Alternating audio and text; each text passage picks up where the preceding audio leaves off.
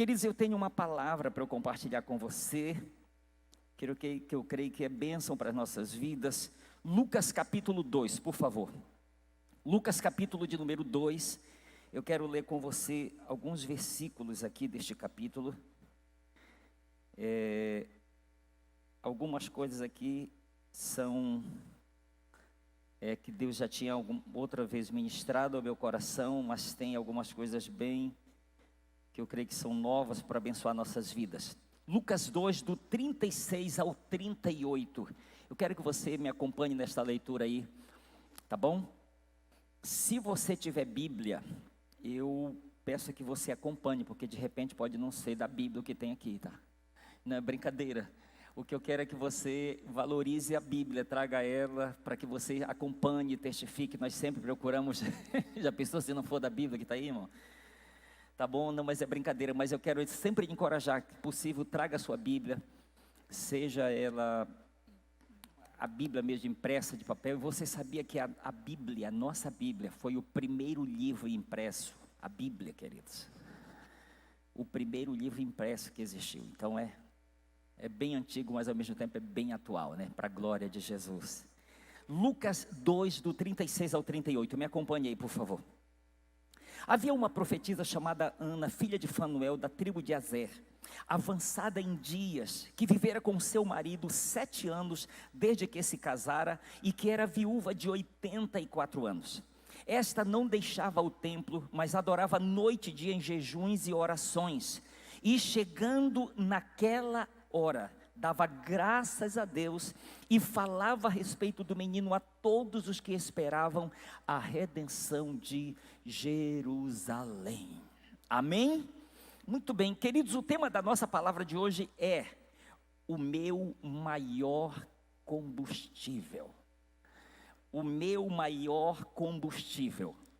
Queridos, esse texto aqui é um texto muito precioso e Deus ele tem ministrado algumas coisas muito preciosas ao meu coração a respeito deste texto aqui. E eu quero me deter a ele para compartilhar algumas coisas aqui a respeito da história desta mulher, de Ana.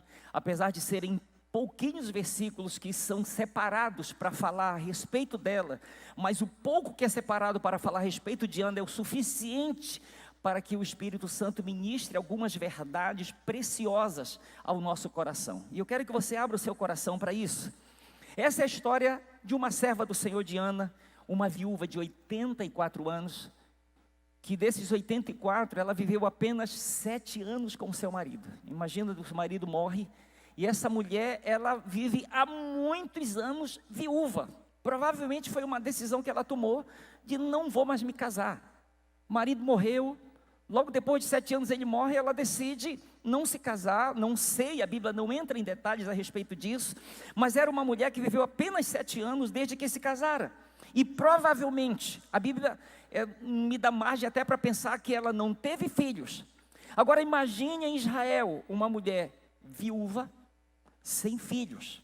Imagine a situação, a condição em que essa mulher passou a viver, a ser deixada de lado, a ser menosprezada, a ter que viver basicamente de migalhas, de esmolas, que os outros que se compadecessem dela, iriam lhe estender a mão para dar. Era muito triste a história, o caso desta mulher. Agora, há um porém aqui, e eu quero, em cima deste porém que eu quero trabalhar. Em cima deste quadro de uma viúva que não tem filhos, que ela está basicamente esquecida pela sociedade, ignorada, deixada de lado e vivendo, tipo assim, do jeito que é possível viver.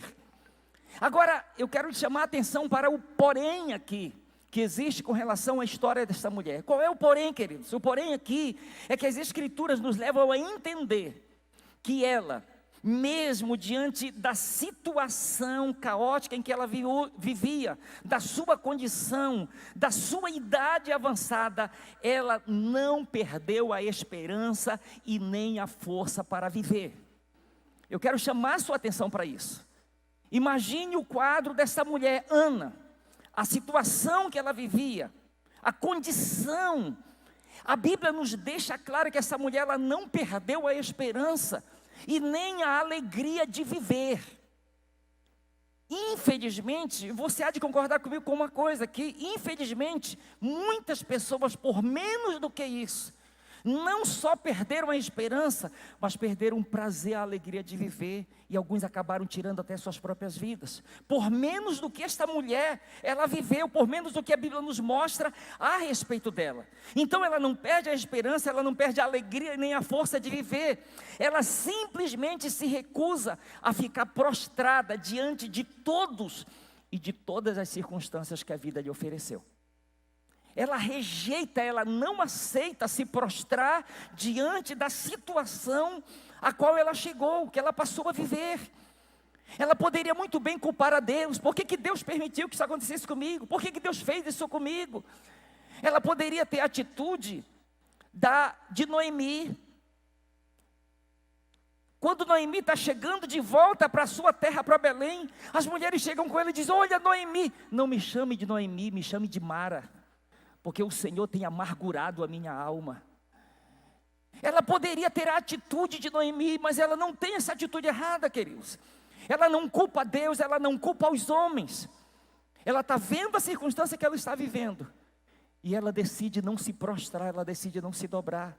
Ela decide ter uma atitude totalmente diferente. O que a Bíblia nos fala com relação a esta mulher aqui? O que a Bíblia nos mostra? Eu quero mencionar pelo menos 3 coisas aqui interessantes que o texto nos mostra. A primeira coisa que o texto nos mostra é que Ana, ela era uma profetisa. Ana era uma profetisa. Queridos, quando o texto nos fala de profeta e profetisa, ele não está falando simplesmente de alguém que tinha o dom para profetizar, que era usado em profecia, ele não fala de alguém que era simplesmente usado em profecia, porque tem gente que não tem o dom de profeta, o ofício de profeta, mas profetiza quando Deus quer usar. Já aconteceu com alguém aqui isso? Que Deus em algum momento usou você para você dar uma palavra profética para alguém, mas de repente você descobriu: meu Deus, não sou profeta. Eu aprendi uma coisa: todo profeta profetiza, mas nem todo mundo que profetiza é profeta. E o que o texto nos diz é que Ana era uma profetisa, ou seja, era alguém que tinha o dom, era alguém que tinha o ofício. E o texto me faz acreditar que esta mulher, ela recebe esse dom de Deus, e ela está usando este dom que ela recebeu do Senhor para a glória do Senhor. E o apóstolo Paulo, quando ele está escrevendo aos Coríntios, no capítulo de número 14, ele fala que quem profetiza está edificando a igreja. Quem fala em outras línguas edifica-se a si mesmo, mas quem profetiza edifica a igreja. Você sabe que eu entendo que essa mulher está usando o dom que ela tem para ser bênção para a igreja do Senhor. Porque quando o Senhor dá o dom, Ele está pensando na edificação do todo e não apenas na edificação de uma pessoa. Então o texto me faz acreditar que esta mulher, pela reação que ela tem diante das circunstâncias, ela usa este dom para a edificação do corpo e para a glória do Senhor. Segunda coisa que o texto nos mostra a respeito de Ana, o texto nos diz que ela não deixava o templo. Você já ouviu falar daqueles maridos? Fica, infelizmente, com ciúme da mulher. Tu não quer morar para a igreja, não? Tu não sai mais de lá? Que não sei o que tu tem com aquela igreja lá, que tu está todo o tempo lá. Aí eu acho que a Ana diz: ainda bem que eu sou viúva.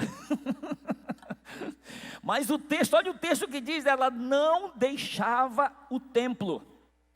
Mas eu estava pesquisando essa palavra deixava.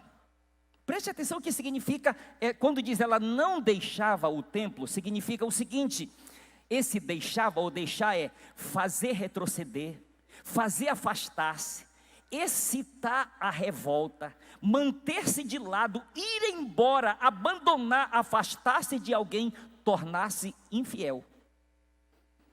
Então entenda a profundidade dessa palavra. Sabe o que o texto está dizendo? Que Ana não usa a sua condição para se revoltar contra a igreja, para se revoltar contra a liderança, contra os irmãos. Eu vou abandonar a igreja, porque Deus me abandonou, porque olha a minha situação, porque eu perdi meu marido, não tenho filhos, estou vivendo na miséria agora, eu vou deixar de ser crente. A Bíblia diz que ela não deixava o templo, não é simplesmente deixar de congregar, gente, é abandonar a fé, é abandonar Cristo. É isso que o texto diz, que ela não se tornou infiel. Mesmo diante das circunstâncias, Ana permaneceu fiel. Posso ouvir um amém por isso? Entende? Então ela não abandonava. Ana tinha motivos para viver amargurada, decepcionada, mas o texto diz que ela não abandonava. Ela não abandonava. Agora, guarde isso aqui. Quando, preste atenção, o fazer parte do corpo, o congregar, se tornar um peso para você, uma obrigação, lembre-se que para Ana era um privilégio. Para muitos o congregar passa a ser um peso, uma obrigação. Tem que ir de novo para a igreja? Meu Deus do céu, de novo. Ana, já estou indo. Fulano, vai tomar banho? Disse, não, eu já tomei. Fulano tem que passar? Não, já passei. É eu que já estou te esperando. Quem está entendendo, gente, aqui, isso aqui eu estou falando aqui? Você sabe o que não deixava? Não era uma obrigação, era privilégio. Olhe para o seu irmão e diga, não deixe ser um peso. Amém? Não deixe ser um peso. Quando se tornar um peso, pastor, o que é que eu faço? Segredo, Mateus 11, de 28 a 30. Quando se tornar um peso, Mateus 11, de 28 a 30, Jesus disse, vinde a mim, todos vós que estáis cansados e sobrecarregados, e eu vos aliviarei. Tomai sobre vós o meu jugo e aprendei de mim, porque sou manso e humilde de coração, e achareis descanso para a vossa alma, porque o meu jugo é suave e o meu fardo é leve. Amém? É prazeroso tomar o meu fardo e seguir comigo, servir comigo, estar onde eu estou, fazendo o que eu estou fazendo, amém, queridos? Então, no dia que se tornar pesado, corra para ele, Jesus, troca comigo que eu não estou aguentando. Troca comigo que eu não estou aguentando. Eu não quero que seja um peso congregar, eu não quero que seja um peso ir para a igreja, eu não quero que seja um peso ir para a célula, não quero que seja um peso discipulado, não quero que seja um peso, não, eu quero que seja sempre um privilégio. Diga privilégio. Amém, queridos? Sempre um privilégio. E terceira coisa que o texto nos mostra a respeito de Ana, que ela adorava noite e dia em jejuns e orações. Gente, e por falar em jejum, olha a irmã Ana aqui dando show, aqui muita gente. Ela adorava noite e dia com jejuns e orações. A palavra que adorar, ela tem dois significados aqui. O primeiro significado da palavra adorar aqui é latreus, que se trata de um criado assalariado. Ou seja, entenda isso aqui, é servir por salário, servir, ministrar os deuses ou aos homens, usado tanto para escravo como para homens livres. Aqui o primeiro entendimento é como se fosse, eu só faço, eu só adoro porque eu sou assalariado, porque eu sou obrigado a fazer isso. Mas o segundo entendimento, que é baseado no Novo Testamento, aqui a palavra adorava é prestar serviço religioso ou reverência, adorar, desempenhar serviços religiosos, ofertar dons, adorar a Deus nas observâncias dos ritos constituídos para a sua adoração. Aí o entendimento que ele nos traz é, eu vou adorar, não é porque eu sou pago para adorar, eu vou adorar porque eu sou um adorador, eu vou adorar porque eu nasci para adorar. Um dia uma pessoa falou algo que aquilo me abençoou muito. Ela leu lá na Bíblia, que tem anjos no céu, uma hierarquia que adoram a Deus de dia e de noite. Quem já leu isso na Bíblia? De dia e de noite. Aí alguém chegou com ela e disse para ela, escute, será que esses anjos não cansam de adorar a Deus, não? De dia e de noite, adora de dia e de noite. Olha aqui para mim. A resposta que ela deu foi a seguinte: quando você entende que você nasceu para determinada coisa, aquilo não cansa você. Gente, aquilo abençoou tanto a minha vida. Eu nasci para ser um adorador, então não deve ser um peso adorar. Amém? Não deve ser um peso, porque o véu do templo foi rasgado, o caminho foi aberto, a liberdade para adorar aquele que vive para sempre. Hoje nós adoramos quem nós não estamos vendo, mas vai chegar aquele dia que nós estaremos com os nossos olhos abertos diante dele, adorando aquele que vive pelos séculos dos séculos. Está chegando este momento, queridos, está chegando este momento. Está chegando este momento, glória a Deus por isso, e preste atenção, não nos é revelado quantos dias por semana ou mês Ana jejuava, porém está escrito que em jejuns e orações ela adorava a Deus. Em jejuns e orações ela adorava a Deus. Então nós precisamos permitir, e olha aqui para mim, isso não está lá na antiga aliança, gente. Isso está na nova aliança, isso está no Novo Testamento, amém? Então diga, o jejum faz parte também da nova aliança. Amém, queridos? É isso que nos mostra aqui. Agora, pense comigo, meu Deus, quanta energia, quanta disposição, quanto vigor, quanta determinação, gente.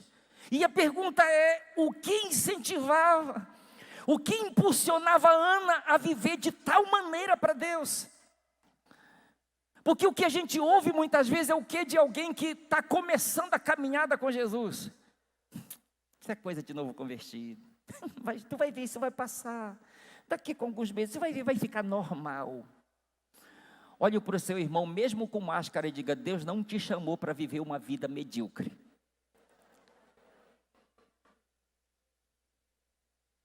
Olha aqui para mim.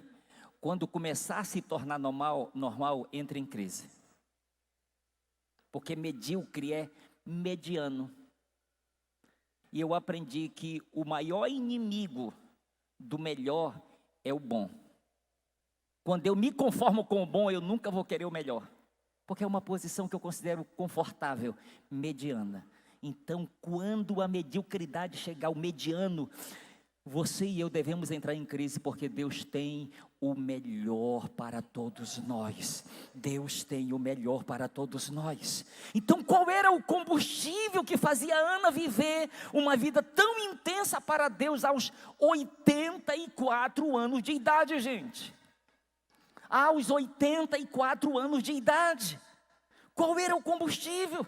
Você pode até me apontar motivos, razões, e eu não vou desfazer do que você me colocar como motivos, mas eu quero, de acordo com o texto, mencionar uma razão que eu acredito que fez com que Ana vivesse até os seus 84 anos de idade de uma forma tão intensa para Deus. Lucas capítulo 2, versículo 38. É do texto aí, Lucas 2, 38. Olha o que está escrito.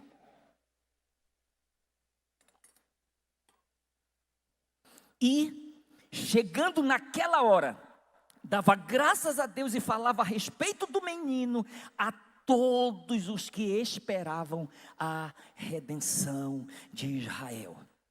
Qual era o motivo, qual era o combustível na vida daquela mulher que fazia com que ela vivesse uma vida tão intensa? Ela estava esperando a vinda de Jesus Cristo. Este era o combustível da vida dela.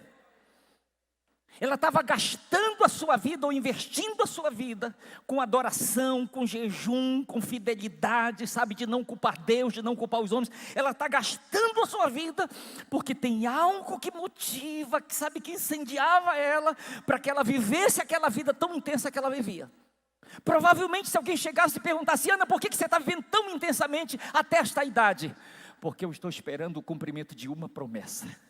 O meu Salvador, ele foi prometido que ele viria, e eu estou aqui todos os dias aguardando a chegada dele. Eu estou aguardando a chegada do meu Salvador. Porque certamente, assim como Deus revelou para Simeão que ele não morreria antes de ver o Salvador providenciado por Deus, certamente isso aconteceu com Ana também.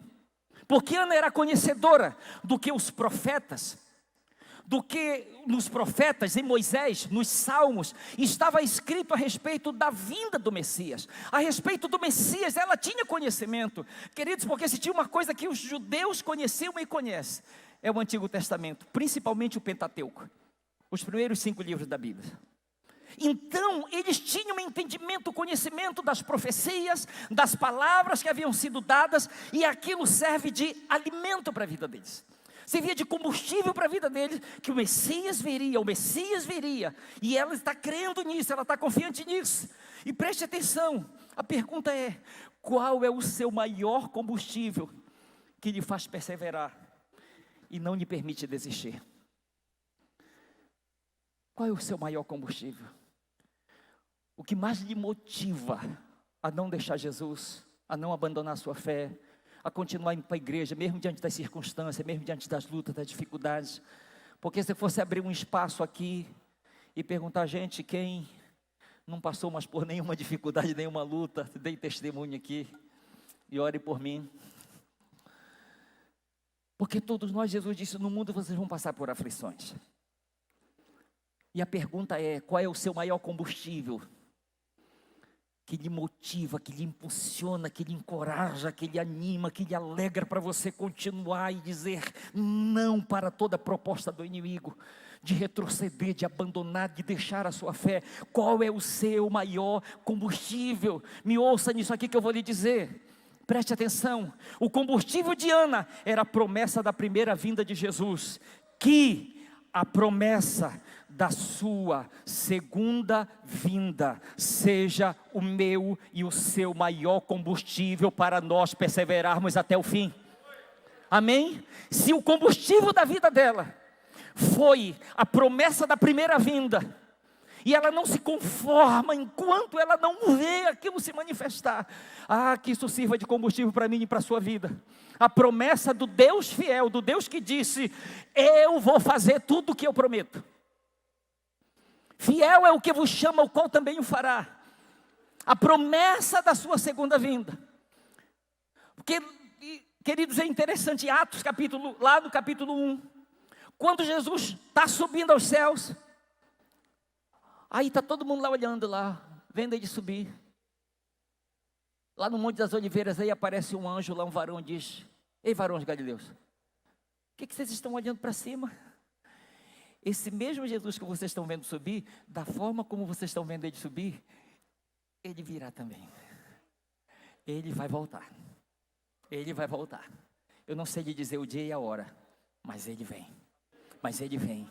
E que essa promessa da volta dele seja o nosso maior combustível.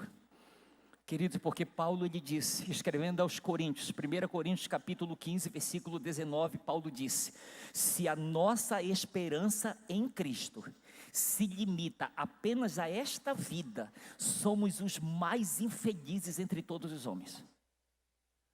Porque pare para você pensar, renúncia, abnegação, vira as costas para tanta coisa, procura pela graça de Deus andar em santidade, andar em pureza, andar com compromisso, andar com fidelidade, aí lá no final você descobre que não tem nada, que tudo era só aqui.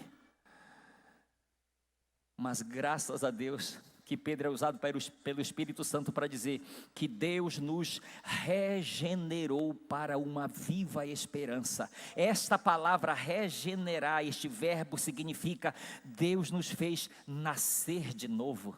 Deus nos tornou novas criaturas para que eu tivesse dentro do nosso coração uma viva esperança. E a nossa maior esperança é aquela que Paulo disse, porque a nossa pátria está nos céus, de onde aguardamos o nosso Senhor e Salvador Jesus Cristo.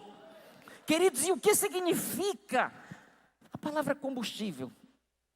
Eu estava refletindo, meditando um pouco. Combustíveis ou combustíveis são substâncias que queimamos para produzir calor.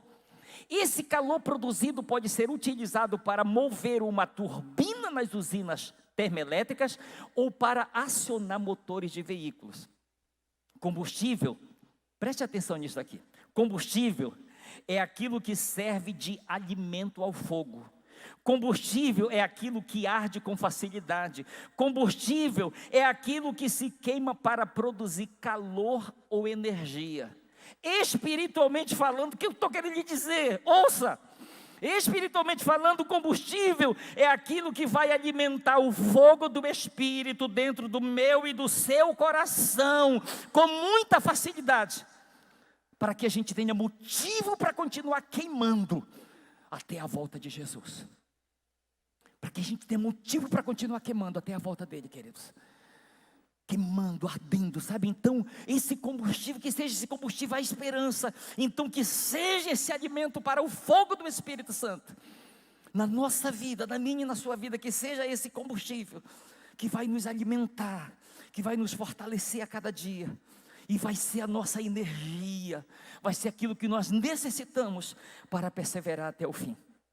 Eu, Elcio, agora dia 6 ou 7 de março, estou escrito aqui, é 7 de março, vou completar 35 anos que eu estou seguindo a Jesus.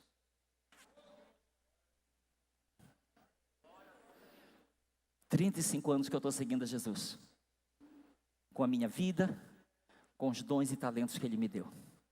E se você for me perguntar, pastor, por que tanta perseverança?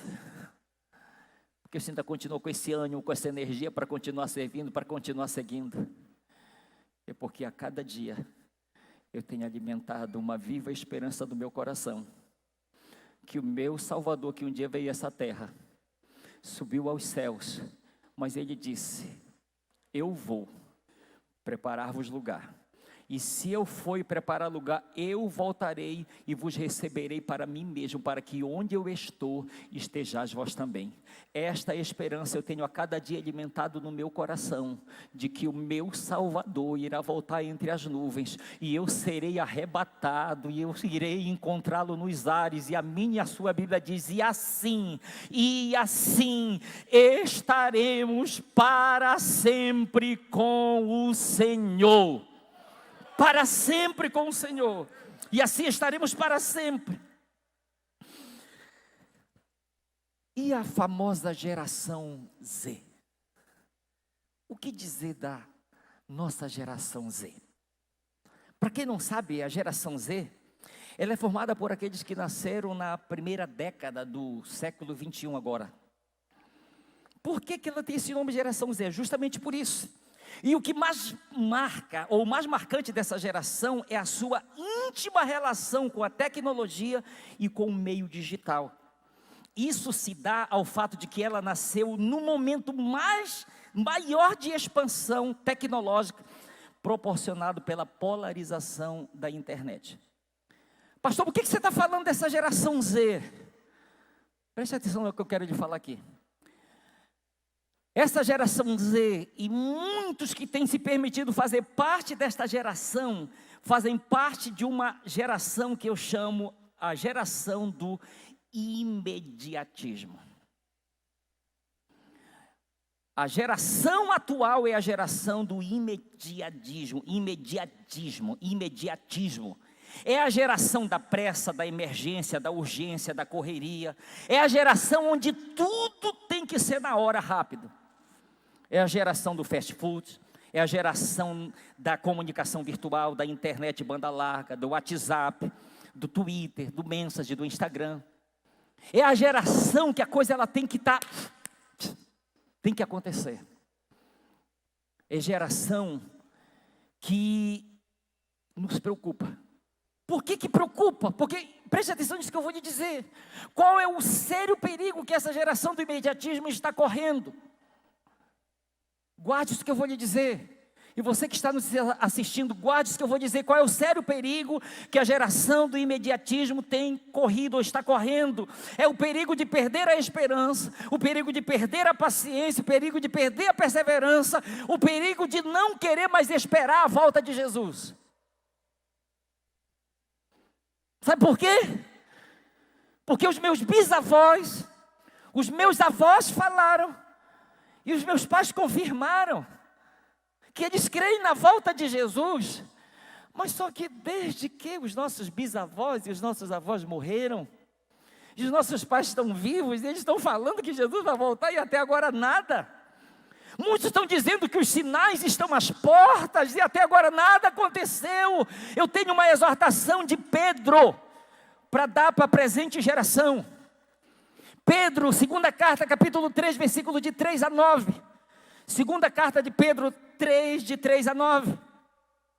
Tendo em conta, antes de tudo, que nos últimos dias virão escarnecedores com os seus escárnios, andando segundo as suas próprias paixões e dizendo: onde está a promessa da sua vinda? Porque desde que os pais dormiram, todas estas coisas permanecem como desde o princípio da criação. Porque deliberadamente esquecem que, de longo tempo, houve céus bem como terra, a qual surgiu da água e através da água pela palavra de Deus, pela qual veio a perecer o mundo daquele tempo afogado em água. Ora, os céus que agora existem e a terra, pela mesma palavra, têm sido entesourados para fogo, estando reservados para o dia do juízo e destruição dos homens ímpios. Há todavia uma coisa, amados, que não deveis esquecer, que para o Senhor um dia é como 1000 anos e 1000 anos como um dia. Não retarda o Senhor a sua promessa, como alguns a julgam demorada. Pelo contrário, Ele é longânimo para convosco, não querendo que nenhum pereça, senão que todos cheguem ao arrependimento. Eu quero chamar a sua atenção aqui para uma palavra que Pedro fala aqui. Ele diz assim: porque deliberadamente esquecem que. Deliberadamente. Você sabe o que significa esta palavra deliberadamente? A palavra deliberadamente significa estar resolvido, dominado, gostar muito de fazer, ter prazer em. Ou seja, por livre e espontânea vontade. A pessoa, ela sabe que Jesus vai voltar, ela entende e sabe que a palavra é verdadeira, mas ela decide, por prazer, por vontade própria, agir como se isso nunca fosse acontecer. Deliberadamente, por livre e espontânea vontade, elas decidem esquecer que Jesus vai voltar um dia. Mas pastor, por que Jesus está demorando? Ei, Jesus não está demorando. Você sabe o que o mundo está experimentando? A longanimidade de Deus, a paciência de Deus. Deus não está demorando, Ele está sendo paciente. Por quê, pastor? Porque Ele não quer que nenhum pereça. Ele quer que todos cheguem ao pleno conhecimento da verdade e ao arrependimento. E felizes daqueles que entendem e aproveitam a oportunidade para serem alcançados por esta palavra. Infelizmente, muitos já abandonaram a fé, porque aquilo que os mantinha no caminho não era palavra, não era promessa. Acabaram abandonando a fé. Hebreus capítulo 10, versículo 37. Porque ainda dentro de pouco tempo aquele que vem virá e não tardará. Aquele que vem virá e não tardará. Me ouça, permita que a palavra, permita que a promessa mantenha você no caminho. Permita que a palavra, que a promessa mantenha você firme no caminho. Quantos anos você tem de idade? Não me responda. Responda para você mesmo. Quantos anos você tem de idade? Ana tinha 84. Preste atenção nisso aqui, por favor. Ana tinha 84 anos de idade. Com 84 anos de idade, sinceramente eu acredito que Ana colocava o inferno meio desesperado. Ela deixava o diabo possesso. Ficava endemoninhado o diabo com a Ana. Que pense com 84 anos, gente, uma mulher do jeito que ela era. Agora eu quero ler um negócio aqui interessante. Quantos anos Ana tinha? Me ajude aí. Mais forte, por favor. Quantos anos Ana tinha? Agora vamos ler Salmo de número 90, versículo 10. Olhe comigo, Salmo 90, 10, por favor. Olha o que Moisés diz, gente. O Salmo 90, para quem não sabe, foi Moisés quem escreveu, tá? Salmo 90, versículo 10. Os dias da nossa vida sobem a quanto? Tá aqui, olha aqui, dê uma olhada aqui. Os dias da nossa vida sobem a 70 anos, ou em havendo vigor a 80. Neste caso, o melhor deles é canseira e enfado, porque tudo passa rapidamente e nós voamos. Quem vai escrever o Salmo 90? Para quem não sabe, olha aqui para mim. Preste atenção nisso que eu vou te falar, que isso aqui é muito forte. O Salmo 90 foi Moisés quem escreveu. Você sabe quantos anos Moisés viveu antes de Ana? 1200.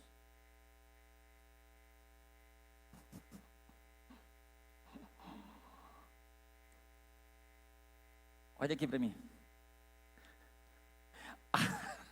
Há 1200 anos atrás, Moisés disse: olha, se você chegar a 70, glorifica, irmão, porque 80 você já vai estar arrastando.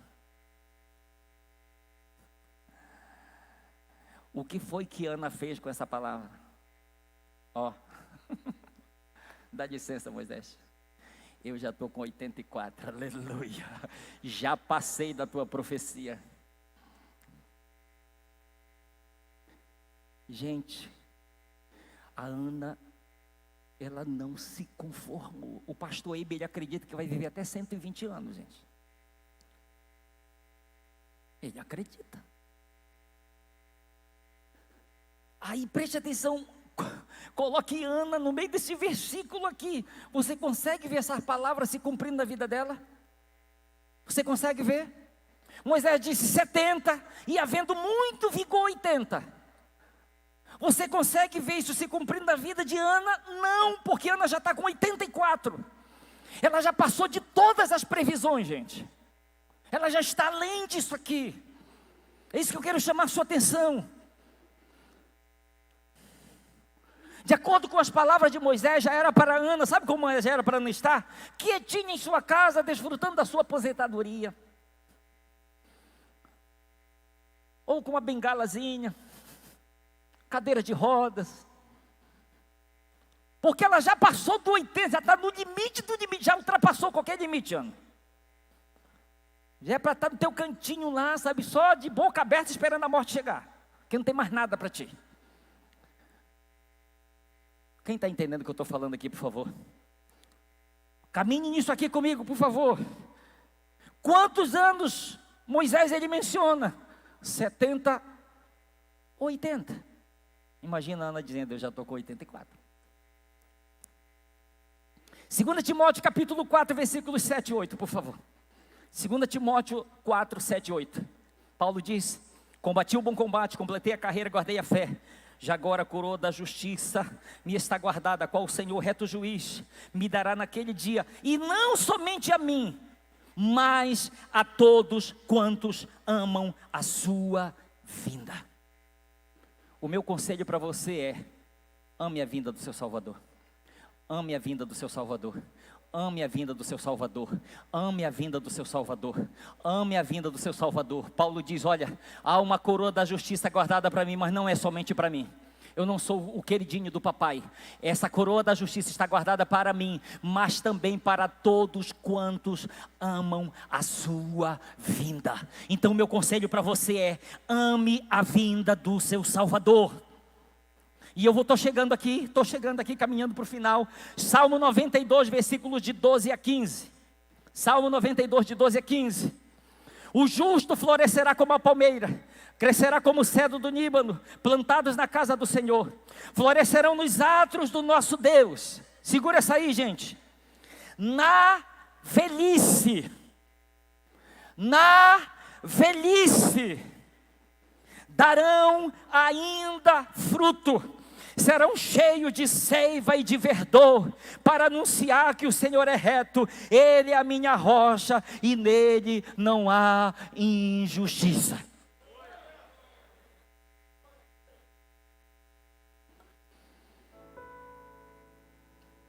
Você sabe o que eu imagino, Ana? Moisés, você me deu até 80, eu já estou com 84. Mas na minha velhice, eu ainda estou dando fruto para o Senhor. Pastor, como é que você me prova isso? Lucas capítulo 2, versículo 38. Olha o texto a respeito de Ana. Olha o que diz Lucas 2, 38. E, chegando naquela hora, dava graças a Deus e falava a respeito do menino a todos os que esperavam a redenção de Israel. Aquela mulher foi a primeira evangelista. Claro que tiveram os pastores, mas imagina essa mulher ali no templo, gente. Todos. Quem aquela mulher encontrava? O Salvador nasceu. O resgatador de Jerusalém, o Salvador providenciado por Deus, ele nasceu. Essa mulher com 84 anos de idade, ela ainda está dando frutos para Deus.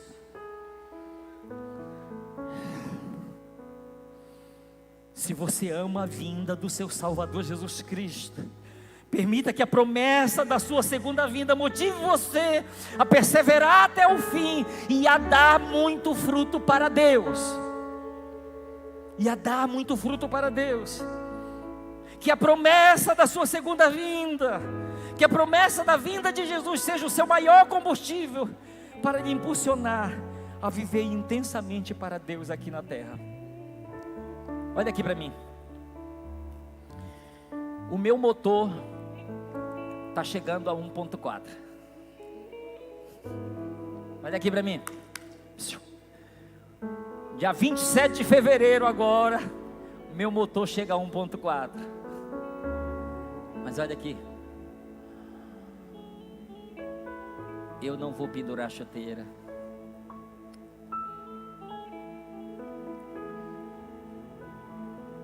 Eu ainda vou dar muito fruto para Jesus. Qual é a potência do seu motor? O que você tem decidido viver a partir de hoje? Eu estou lhe trazendo aqui o testemunho de uma mulher que tinha tudo para dar errado, que tinha tudo para pendurar a chuteira, que tinha tudo para blasfemar contra Deus, para abandonar a fé. Mas ela pega tudo isso, bate o pé. Eu não vou me prostrar diante das circunstâncias. Eu vou viver o meu melhor para Deus. Eu vou viver o melhor para Deus aqui nessa terra.